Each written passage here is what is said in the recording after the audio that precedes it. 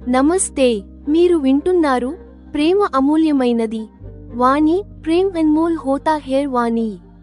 నేను మీ హోస్ట్ వాణి. గత ఎపిసోడ్లో అల్కా మామ్ నన్ను తన విలాసవంతమైన ఇంటికి ఆహ్వానించారు. ఈ రోజు ఆమె నన్ను తన స్నేహితురాలిగా ఉండమని అడుగుతారు, మరియు నేను దానిని గొప్ప గౌరవంగా భావిస్తాను. అల్కా మామ్ నా నిజాయితీని మరియు నా కుటుంబం యొక్క ప్రత్యేక సంస్కారాన్ని, ముఖ్యంగా నా సోదరుడు మయాంక్ చేసిన త్యాగాన్ని ప్రశంసిస్తారు. అయితే మేము మా చర్చను కొనసాగిస్తున్నప్పుడు మామ్ నన్ను రహస్యాన్ని పాటించమని ప్రమాణం చేయిస్తారు. నేను నా మాట ఇస్తాను, కానీ అప్పుడు మామ్ నన్ను ఆశ్చర్యపరిచే ఒక రహస్యాన్ని బయటపెడతారు. అల్కా భాటియా మామ్ అవివాహిత, మరియు ఆమె నిర్ణయం వెనుక ఉన్న ఒక పెద్ద కారణం నేను వివాహం చేసుకోకూడదనే నిర్ణయం కూడా. ఆమె తన స్నేహం ద్వారా నా జీవితంలోని శూన్యతను తీర్చాలని అనుకుంటున్నట్లు మామ్ చెప్పారు.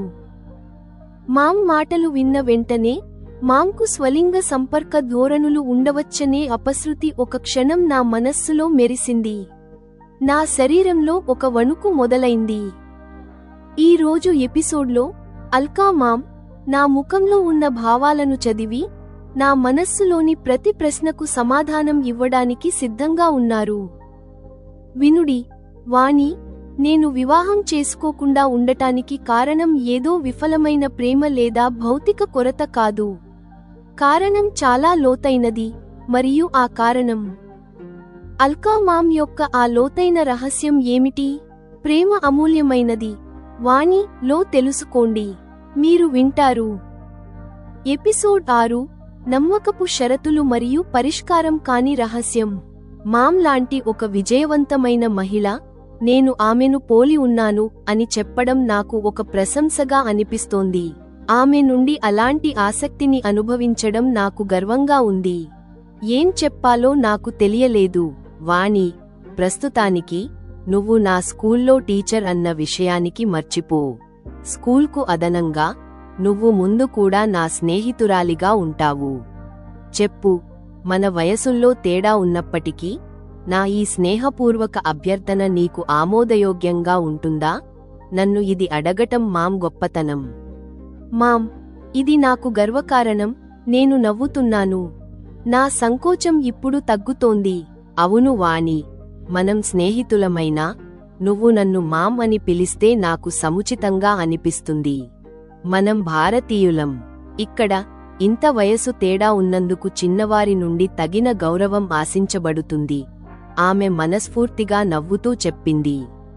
అప్పుడే పనిమనిషి పండ్ల రసం మరియు డ్రై ఫ్రూట్స్తో ఒక ట్రేని తీసుకువచ్చింది.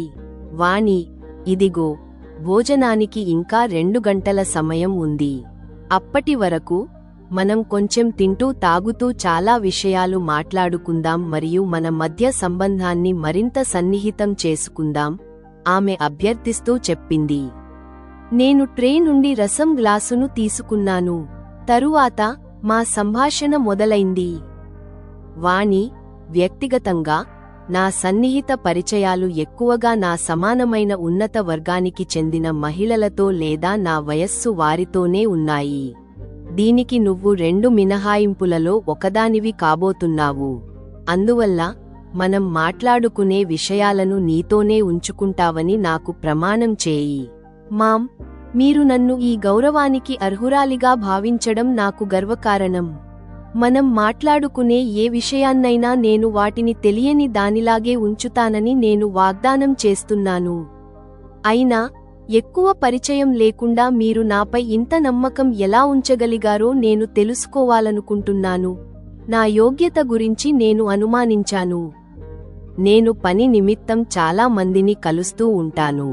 దీని కారణంగానే కొద్దిసేపు మాట్లాడటం ద్వారా ఎవరినైనా అర్థం చేసుకునే సామర్థ్యం నాలో అభివృద్ధి చెందిందని చెప్పవచ్చు. నీ గురించి చెప్పాలంటే నీ ఆరా నన్ను ఆకర్షిస్తుంది. నీ ఇంటర్వ్యూ రోజు నుండి నేను నీ పట్ల ఆకర్షితురాలిని అయ్యాను. అప్పటి నుండి నువ్వు నమ్మదగిన దానిలాగే నాకు అనిపించావు. మామ్ మాటలు నా యోగ్యతను రుజువు చేస్తున్నాయి. ఆమె మాటలకు నేను ఉప్పొంగిపోతున్నాను. మా అమ్మ పోయిన తర్వాత నేను ఇంత ఆనందంగా లేను. నాకు అర్థమైంది మామ్ నాకు ఎందుకు అంత ఎక్కువ జీతం ఆఫర్ చేశారో. మామ్, మీరు కోరుకున్నట్లుగానే నేను చేస్తాను మరియు మీకు ఇష్టం లేకపోతే మీరు మరియు నేను స్నేహపూర్వకంగా కలుస్తామని కూడా నేను ఎవరికీ చెప్పను. నేను ఆమెకు నమ్మకం కలిగించాను. మన పరిచయం గాఢమైనదని ప్రజలకు తెలిసినా సమస్య లేదు. నువ్వు చేయవలసిందల్లా మన సంభాషణలు, ముఖ్యంగా నా వ్యక్తిగత విషయాలను నువ్వు మరెవరికీ ఎప్పుడూ చెప్పకూడదు. మరియు అవును, ఇప్పుడు మనం దీని నుండి ముందుకు వెళ్లి ఇంకేదైనా చర్చించాలి. అసలు నీ తల్లిని మరియు సోదరుడిని ఎలా కోల్పోయావో ముందు నాకు చెప్పు. అల్కా మామ్ దీని గురించి మరింత తెలుసుకోవడానికి ఆసక్తిగా ఉన్నట్లు అనిపించింది. ఈ ప్రశ్న నన్ను భావోద్వేగానికి గురి చేసింది. వారిద్దరినీ గుర్తు చేసుకుంటూ నేను విచారంగా మారాను. అప్పుడు నేను నెమ్మదిగా మా అమ్మ గర్భం దాల్చడం మరియు ప్రసవ సమయంలో మరణించడం గురించి మామ్కి చెప్పాను. దీనికి మామ్ విచారం వ్యక్తం చేశారు. మామ్, నా అన్నయ్య నాకంటే 3 సంవత్సరాలు పెద్దవాడు. అతను నన్ను చాలా ప్రేమించేవాడు. అతను ఇంజనీరింగ్లో 6వ సెమిస్టర్లో ఉన్నప్పుడు చెన్నైకి విద్యాయాత్రకు వెళ్లాడు. అదే సమయంలో అక్కడ వరదలు వచ్చాయి. యువకులకు ఉండే ఉత్సాహం మరియు ధైర్యం అతనిలో కొంచెం ఎక్కువగా ఉండేవి. అక్కడ పూర్తిగా తెలియని బాధితులను కాపాడుతూ అతను స్వయంగా చనిపోయాడు. నేను మయాంక్ భయ్యా గురించి పంచుకున్నాను. వాణి, అది అత్యంత బాధాకరమైన మరియు హృదయ విదారక ప్రమాదం. నేను దీని గురించి ఇక్కడి వార్తాపత్రికలలో కూడా చదివినట్లు నాకు గుర్తుంది. ఆ ప్రమాదానికి గురైన యువకుడు మీ అన్నయ్య కావడం చాలా దురదృష్టకరం. నాకు అనిపిస్తుంది ఈ ప్రమాదం జరగకపోతే బహుశా నువ్వు ఈ రోజు నా స్కూల్లో ఉద్యోగం చేసే బదులు మరెక్కడో ఉండేదానివి. మామ్ సానుభూతి వ్యక్తం చేశారు. అవును మామ్, భయ్యా ప్రతిభావంతుడైన విద్యార్థి. అతను ఉంటే ఈ రోజు మన ఆర్థిక పరిస్థితి ఖచ్చితంగా ఇలా ఉండేది కాదు. మరియు అవును, బహుశా నేను ఈ ఉద్యోగం చేయవలసిన అవసరం కూడా ఉండేది కాదు. ఏం జరిగిందో అది మా దురదృష్టం. కానీ ఇక్కడ నేను ఇప్పుడు చేయవలసి వస్తున్నది అంటే ఈ ఉద్యోగం, దీనితో నేను సంతృప్తిగా ఉన్నానని కూడా చెప్తాను. ఇప్పుడు నేను సంతోషంగా కూడా ఉంటున్నాను. నేను ఒక టీచర్గా కొత్త తరం సామర్థ్యాలను అభివృద్ధి చేయడంలో నా వంతు కృషి చేస్తున్నందుకు నాకు గర్వంగా ఉంది. నేను నా సుఖ దుఃఖాలను వ్యక్తం చేశాను. వాణి, మీ కుటుంబంలో చాలా మంచి విద్య మరియు సంస్కారం ఉన్నాయి. కొడుకు పూర్తిగా తెలియని ఇతరుల జీవితాలను కాపాడుతూ తన ప్రాణాన్ని కోల్పోయాడు. అదే సమయంలో కూతురు, నువ్వు తక్కువ జీతంలో ఉపాధ్యాయురాలిగా విద్యను అందించడం మరియు విద్యార్థుల భవిష్యత్తును నిర్మించడాన్ని ఒక విజయంగా భావిస్తున్నావు. అంతేకాదు, ఈ కూతురు తన తండ్రికి అండగా ఉండటానికి వివాహం చేసుకోకూడదని అనుకుంటుంది. వావ్, ఇలాంటి విద్య మరియు ఇలాంటి సంస్కారం నాకు అత్యంత ఆదర్శప్రాయంగా అనిపిస్తున్నాయి. ఆమె నా గురించే కాక నా కుటుంబం మొత్తాన్ని ప్రశంసిస్తూ మాటలు చెప్పింది. ఇది మా గురించి నేను ఎప్పుడూ ఆలోచించని సత్యం. మామ్ నుండి విని, ఈ విద్య మరియు ఇలాంటి సంస్కారం మాకు ఎవరి నుండి వచ్చాయి, నాన్న నుండి లేక అమ్మ నుండి అని నేను ఆలోచించడం మొదలుపెట్టాను. ఈ రోజు మామ్ దృష్టికోణం నుండి చూస్తే నా తండ్రి వ్యక్తిత్వం నాకు ప్రత్యేకంగా అనిపిస్తోంది. నేను వచ్చి అరగంటకు పైగా అయింది. ఒక విషయానికి నాకు అసాధారణంగా అనిపిస్తోంది. ఇక్కడ మామ్ యొక్క కుటుంబ సభ్యులు ఎవరూ ఉన్నట్లు నాకు అనిపించలేదు. మా సంభాషణ ఇప్పటి వరకు నా గురించి మాత్రమే జరుగుతోంది. కాబట్టి నేను దానిని మామ్ వైపు మళ్లించే ఉద్దేశంతో ఇలా అన్నాను. మామ్, ఇప్పుడు మీరు కూడా మీ గురించి ఏదైనా చెప్పండి. తరువాత నేను ఒక క్షణం విరామం తీసుకుని పరిహాసం చేసే ఉద్దేశంతో ఇలా అన్నాను. నేను ఇతరుల నుండి దాచి ఉంచాల్సిన విషయానికి. నా ఈ మాటను ఆనందిస్తూ మామ్ పకపకా నవ్వారు. తరువాత శూన్యంలోకి చూస్తూ ఏదో ఆలోచించడం ప్రారంభించారు. వాణి, నీ గురించి మరియు మయాంక్ గురించి తెలుసుకున్న తర్వాత నా మనస్సులో ఒక ఆలోచన వచ్చింది. బహుశా నేను వివాహం చేసుకుని ఉంటే నాకు కూడా నీలాగా మరియు నీ సోదరుడి లాంటి కొడుకు కూతుళ్ళు ఉండేవారేమో. నేను అవివాహితగా ఉండి నా జీవితాన్ని గడిపాను. దీని కారణంగా నేను ఈ సమాజానికి నా కొడుకు కూతుళ్ల రూపంలో నా వంతు సహకారాన్ని అందించకుండా చేశాను. ఒక స్త్రీ అవివాహితగా ఉండి జీవించడం మన సమాజంలోని పూర్వతరాలలో అసాధారణమైన విషయానికి మామ్ గతంలోకి వెళ్ళిపోయినట్లు అనిపించింది. ఈ రోజు ఆమె చెప్పడం ద్వారా నాకు మామ్ అవివాహిత అని తెలుస్తోంది. నాకు అనిపించింది, మామ్ నాపై ఆసక్తి చూపడానికి కారణం నేను ఇంటర్వ్యూలో నేను వివాహం చేసుకోను అని చెప్పడం కాదా? మామ్, మీరు నిజంగా వివాహం చేసుకోలేదా? నేను నమ్మలేకపోతున్నాను. నేను వివాహం చేసుకోకపోవడానికి కారణం ఏమిటో నేను తర్వాత ఎప్పుడైనా చెప్తాను.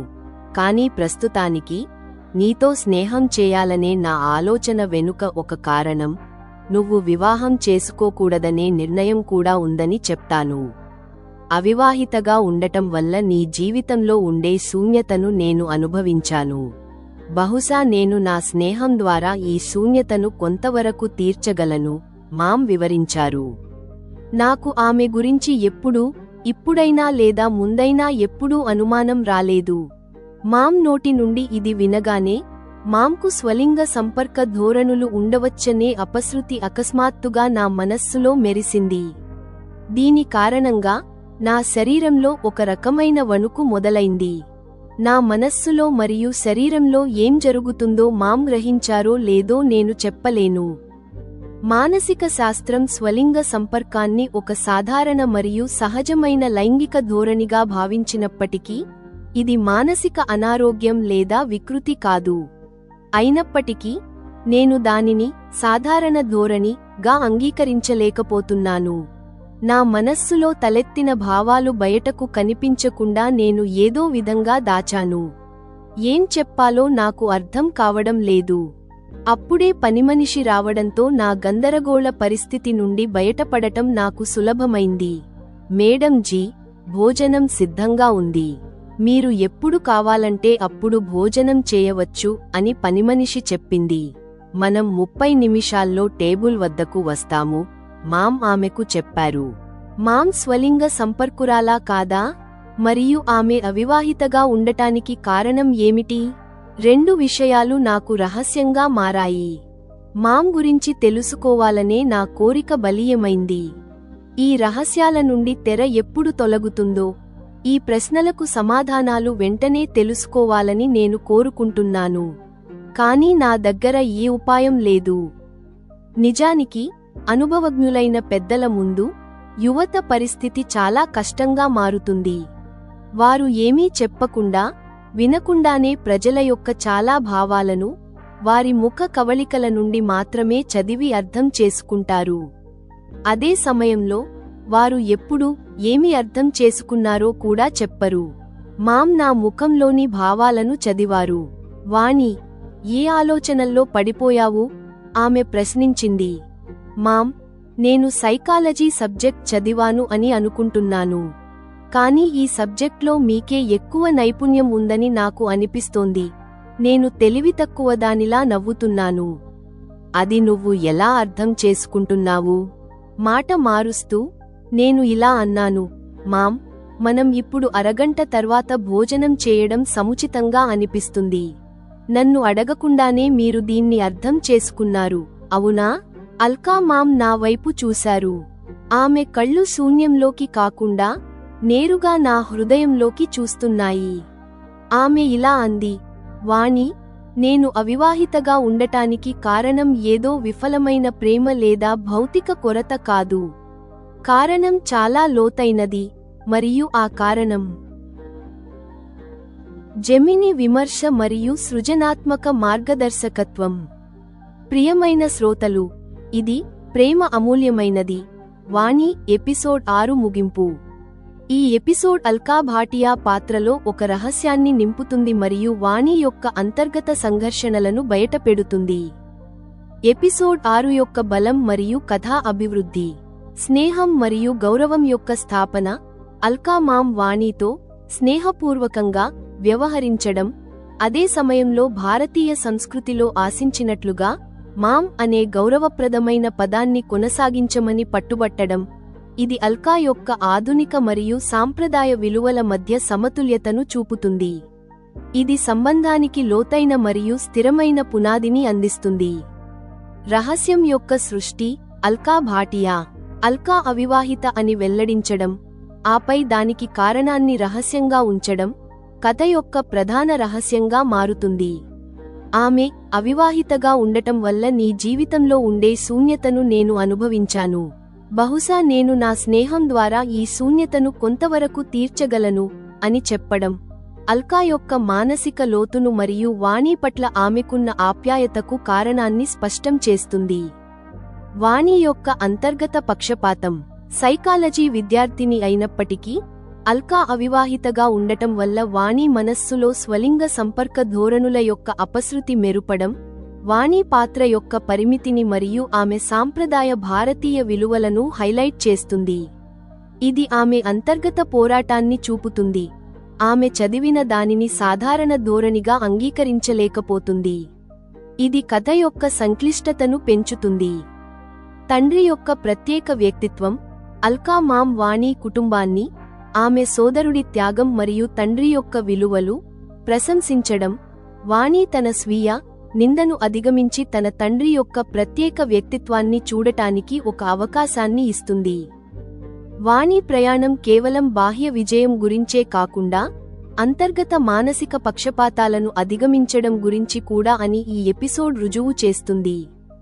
ఆడియో ప్రదర్శన కోసం మార్గదర్శకత్వం. వాణి యొక్క స్వరం. ఆనందం. మామ్ ప్రశంసలను విన్నప్పుడు వాణి స్వరం ఆనందం మరియు గర్వంతో నిండి ఉండాలి. సంఘర్షణ. స్వలింగ సంపర్క ధోరణుల అపశృతి సమయంలో వాణి స్వరంలో తీవ్రమైన వణుకు మరియు ఆకస్మిక భయం కనిపించాలి. చివరి సంభాషణ. మామ్, నేను అనుకుంటున్నాను. ఇబ్బందిని దాచడానికి చేసే ప్రయత్నాన్ని వెల్లడించాలి. పాత్రల స్వరం. అల్కా భాటియా స్నేహపూర్వక మరియు మర్యాదపూర్వక స్వరం, కానీ అంతిమ నిర్ణయం ఆమెదే. ఆమె శూన్యంలోకి చూసే క్షణాల్లో స్వరం విచారం మరియు లోతైన ఆలోచనలతో నిండి ఉండాలి. సంగీతం. రహస్యం యొక్క క్షణం. అల్కా తన అవివాహిత స్థితి గురించి మరియు వాణిలోని శూన్యతను పూరించడం గురించి మాట్లాడినప్పుడు నేపథ్య సంగీతంలో అస్పష్టమైన, నెమ్మదైన మరియు రహస్యమైన ట్యూన్ను ఉపయోగించాలి. ముగింపు. ఎపిసోడ్ ఒక తీవ్రమైన ప్రశ్నార్థకం తో ముగియాలి, తద్వారా శ్రోతలు తదుపరి రహస్యాన్ని తెలుసుకోవడానికి ఆసక్తిగా ఉంటారు. ఎపిసోడ్ 6 ముగిసింది.